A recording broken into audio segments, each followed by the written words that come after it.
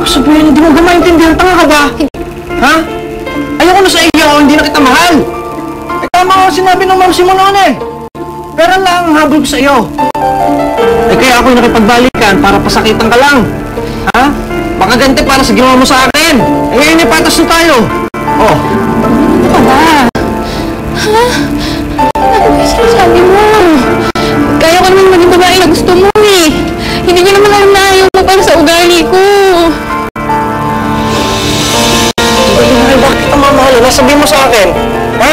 Eh, napaka-arte mo kaya? Eh, pangalawa ako'y nasasakali. Gusto mo lagi tayo magkasama eh. Pangatlo, ikay napakasiloso, napakakitid na utak mo. Ha? Wala kang alam sa buhay. Alam mo ba yan? Ha? Wala kang alam eh. Hindi naman ako magbago. Kahit ano gagawin ko, sabihin mo lang sa akin.